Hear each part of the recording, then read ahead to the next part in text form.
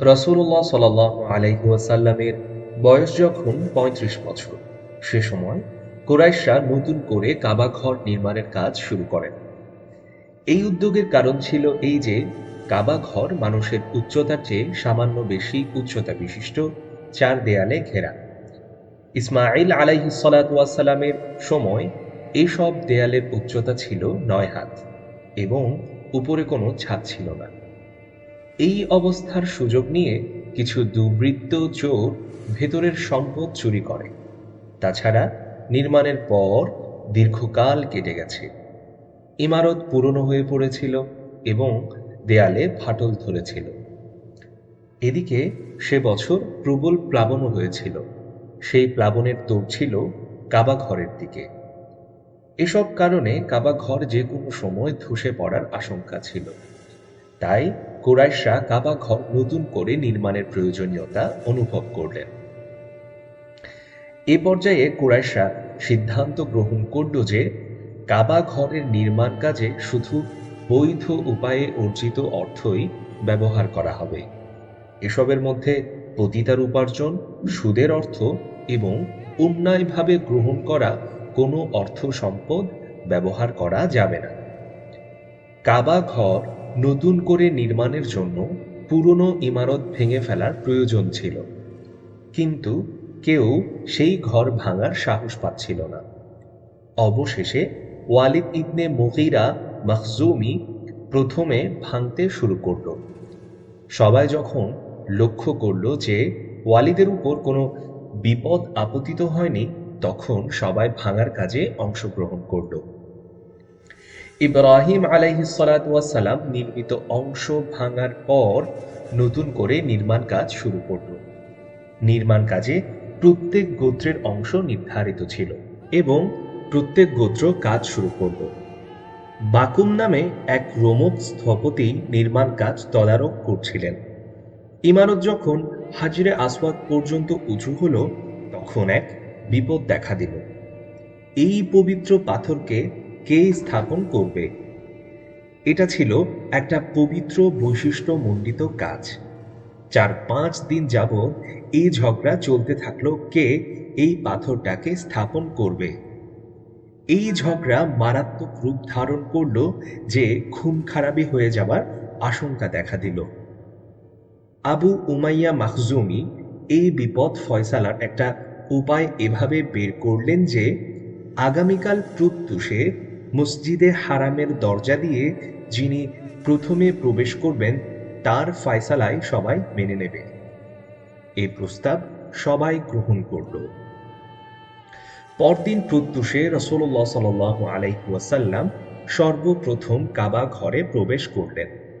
মুহাম্মদ সাল্লাল্লাহু আলাইহি ওয়াসাল্লামকে দেখে সবাই বলে উঠল, এ তো আমাদের আলামিন, আমরা সকলেই তার উপর আস্থাশীল। তিনি হলেন মুহাম্মদ। এরপর তাকে বিচারক মনোনীত করা হলো। আল্লাহর রাসূল একখানি চাদর মাটিতে বিছিয়ে নিজ হাতে সে চাদরের উপর পাথরটি রাখলেন। তারপর বিদ্যমান সকল গোত্রসমূহ সে চাদরের অংশ ধরে পাথর যথাস্থানে নিয়ে যেতে বললেন। তারা তাই করলেন। নির্ধারিত জায়গায় চাদর নিয়ে যাবার পর আল্লাহর রসুল নিজ হাতে পাথরটি যথাস্থানে স্থাপন করলেন। এই ফয়সালা ছিল অত্যন্ত বিবেকসম্মত এবং বুদ্ধিদীপ্ত। বিদ্যমান সকলেই অনেক সন্তুষ্ট হল, কারোরই কোনো আর অভিযোগ রইল না। এদিকে কুরাইশদের কাছে বৈধ অর্থের অভাব দেখা দিল। এ কারণে তারা উত্তর দিকে কাবার দৈর্ঘ্য প্রায় ৬ হাত কমিয়ে দিল। এই অংশকে হিজর এবং হাতিম বলা হয়। এ পর্যায়ে কুরাইশরা কাবার দরজা বেশ উঁচু করে দিল, যাতে একমাত্র তাদের অনুমতিপ্রাপ্ত ব্যক্তি কাবা ঘরে প্রবেশ করতে পারে। দেয়াল ১৫ হাত উঁচু হবার পর ভেতরে ৬ খুঁটি দাঁড় করিয়ে উপরে ছাদ ঢালাই করা হলো। নির্মাণ শেষে কাবা ঘর চতুষ্কোণ আকৃতি লাভ করল। বর্তমানে কাবা ঘরের উচ্চতা ১৫ মিটার। যে অংশে হাজরে আসওয়াদ রয়েছে সে অংশের দেয়াল এবং তার সামনের অর্থাৎ উত্তর ও দক্ষিণ অংশের দেয়াল ১০-১০ মিটার উচ্চতা সম্পন্ন। হাজরে আসওয়াদ মাটি থেকে ১.৫ মিটার উচ্চতায় অবস্থিত। যেদিকে দরজা রয়েছে সেদিকের দেয়াল এবং সামনের দিকের অংশ পূর্ব ও পশ্চিম দিকের দেয়াল থেকে 12 মিটার উঁচু। দরজা মাটি থেকে 2 মিটার উঁচু। দেয়ালের ঘেরাওয়ের নিচে চারদিক থেকে চেয়ারের আকৃতি বিশিষ্ট ঘেরাও রয়েছে। এর উচ্চতা 25 সেন্টিমিটার এবং দৈর্ঘ্য 30 সেন্টিমিটার। এটাকে সাজরাওয়ান বলা হয়। এটাও প্রকৃতপক্ষে কাবা ঘরের অংশ, কিন্তু কুরাইশরা এ অংশের নির্মাণ কাজ স্থগিত রাখে। নবুয়ত পূর্বজীবন। বিভিন্ন শ্রেণীর মানুষের মধ্যে যেসব গুণ বৈশিষ্ট্য বিচ্ছিন্নভাবে পাওয়া যায়, রাসূলুল্লাহ সাল্লাল্লাহু আলাইহি ওয়াসাল্লামের মধ্যে এককভাবেই সেসব গুণ বৈশিষ্ট্য ছিল। সেগুলো ছিল দূরদর্শিতা, সত্যপ্রিয়তা এবং চিন্তাশীলতার এক সুউচ্চ মিনার। চিন্তার পরিচ্ছন্নতা, পরিপক্কতা, উদ্দেশ্য ও লক্ষ্যের পবিত্রতা তার মধ্যে পূর্ণ মাত্রায় বিদ্যমান ছিল। দীর্ঘ সময়ের নীরবতায় তিনি সত্য ও ন্যায়ের পক্ষে আল্লাহর সাহায্য পেতেন। পরিচ্ছন্ন, মার্জিত, সুন্দর বুদ্ধি, উন্নত স্বভাব ও দৃষ্টিভঙ্গি নিয়ে তিনি মানুষের জীবন সম্পর্কে, বিশেষত জীবনের বিভিন্ন সমস্যা সম্পর্কে গভীরভাবে ধ্যান করেছিলেন। এই ধ্যানের মাধ্যমে মানুষকে যে সকল পঙ্কিলতায় নিমজ্জিত দেখলেন, এতে তার মন ঘৃণায় ভরে উঠল। তিনি গভীরভাবে মর্মাহত হলেন। পঙ্কিলতার আবর্তে নিমজ্জিত মানুষ থেকে তিনি নিজেকে দূরে রাখলেন। মানুষের জীবন সম্পর্কে সঠিক ধারণা নেবার পর মানব কল্যাণে যতটা সম্ভব অংশগ্রহণ করতেন। বাকি সময় নিজের প্রিয় নির্জনতার ভুবনে ফিরে যেতেন।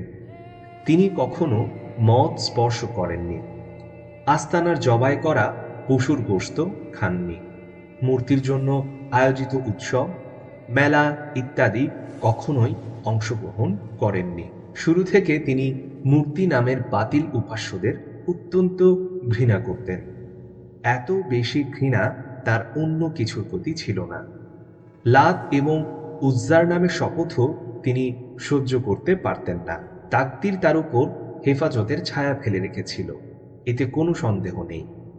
পার্থিব কোনো কিছু পাবার জন্য যখন মন ব্যাকুল হয়েছে, অথর্ব অপছন্দনীয় রুসম রেওয়াজের অনুসরণের জন্য মনে ইচ্ছা জাগ্রত হয়েছে, তখনই আল্লাহ পাক তাকে সেসব থেকে দূরে সরিয়ে রেখেছিলেন। ইবনে আসিরের এক বর্ণনায় রয়েছে, রাসূলুল্লাহ সাল্লাল্লাহু আলাইহি ওয়াসাল্লাম বলেছেন, জাহেলি যুগের লোকেরা যেসব কাজ করত, দুবারের বেশি কখনো সেসব কাজ করার ইচ্ছে আমার হয়নি। সেই দুটি কাজেও আল্লাহর পক্ষ থেকে বাধার সৃষ্টি করা হয়েছে। এরপর সে ধরনের কাজের ইচ্ছে কখনোই আমার মনে জাগেনি। ইতোমধ্যে আল্লাহ পাক আমাকে নবুয়তের গৌরবে গৌরবান্বিত করেছেন। মক্কার উপকণ্ঠে যে বালক আমার সাথে বকরি চড়াতো, একদিন তাকে আমি বললাম, তুমি আমার বকরিগুলোর দিকে যদি লক্ষ্য রাখতে, তবে আমি মক্কায় গিয়ে অন্য যুবকদের মতো রাত্রিকালের গল্প গুজবের আসরে অংশ নিতে পারতাম। এতে রাখালটি রাজি হল। আমি মক্কার দিকে রওনা দিলাম। প্রথম ঘরের কাছে গিয়ে বাজনার আওয়াজ শুনতে পেলাম। জিজ্ঞাসা করায় একজন বলল, অমুকের সাথে অমুকের বিয়ে হচ্ছে। আমি শোনার জন্য বসে পড়লাম। আল্লাহ পাক আমার কান বন্ধ করে দিলেন। আমি সেখানে ঘুমিয়ে পড়লাম। রোদের আঁচ গায়ে লাগার পর আমার ঘুম ভাঙল। আমি তখন মক্কার উপকণ্ঠে সেই রাখালের কাছে ফিরে গেলাম। সে জিজ্ঞাসা করার পর সব কথা খুলে বললাম। আরও একদিন একই রকমের কথা বলে রাখালের নিকট থেকে মক্কায় পৌঁছালাম, কিন্তু প্রথমোক্ত রাতের মতোই একই ঘটনা ঘটল। এরপর কখনো ওই ধরনের ভুল ইচ্ছা আমার মনে জাগ্রত হয়নি। সহিহ বুখারী শরীফে হযরত জাবির ইবনে আব্দুল্লাহ রাদিয়াল্লাহু তাআলা আনহু থেকে বর্ণিত আছে যে, কাবা ঘর যখন নির্মাণ করা হয়েছিল, তখন নবী করিম সাল্লাল্লাহু আলাইহি ওয়াসাল্লাম এবং হযরত আব্বাস পাথর ভাঙছিলেন। আব্বাস রাদিয়াল্লাহু তাআলা আনহু আল্লাহর রাসূলকে বললেন, তহবন্দ খুলে কাঁধে রাখো, পাথরের ধুলোবালি থেকে রক্ষা পাবে। তহবন্দ খোলার সাথে সাথে তিনি মাটিতে পড়ে গেলেন।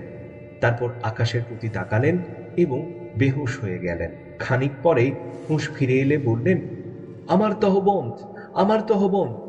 এরপর তার তহবন্ত তাকে পরিয়ে দেয়া হয়। এক বর্ণনায় উল্লেখ রয়েছে যে এ ঘটনার পর আর কখনো তার লজ্জাস্থান দেখা যায়নি। নবী করিম সাল্লাল্লাহু আলাইহি ওয়াসাল্লাম তার প্রশংসনীয় কাজ, উন্নত সুন্দর চরিত্র এবং মাধুর্য মণ্ডিত স্বভাবের কারণে স্বতন্ত্র এবং বিশিষ্ট ছিলেন। তিনি ছিলেন সেকালের সবচেয়ে অধিক ব্যক্তিত্ব সম্পন্ন, উন্নত চরিত্রের অধিকারী, সম্মানিত প্রতিবেশী, সর্বাধিক দূরদর্শিতা সম্পন্ন, সকলের চেয়ে অধিক সত্যবাদী, সকলের চেয়ে কোমল প্রাণ, পবিত্র পরিচ্ছন্ন মনের অধিকারী। ভালো কাজে ভালো কথায় তিনি ছিলেন সকলের চেয়ে অগ্রসর এবং প্রশংসিত। অঙ্গীকার পালনে ছিলেন সবার চেয়ে অগ্রণী, আমানতদারির ক্ষেত্রে ছিলেন অতুলনীয়। স্বজাতির লোকেরা তার নাম রেখেছিলেন আল আমিন। তিনি ছিলেন প্রশংসনীয় গুণ বৈশিষ্ট্যের সমন্বয়। খাদিজা রাদিয়াল্লাহু তাআলা আনহা সাক্ষ্য দিয়েছেন যে তিনি বিপদগ্রস্তদের বোঝা বহন করতেন, দুঃখী দরিদ্র লোকদের প্রতি সাহায্যের হাত বাড়াতেন, মেহমানদারি করতেন, সত্য ও ন্যায় প্রতিষ্ঠার কাজে সাহায্য করতেন।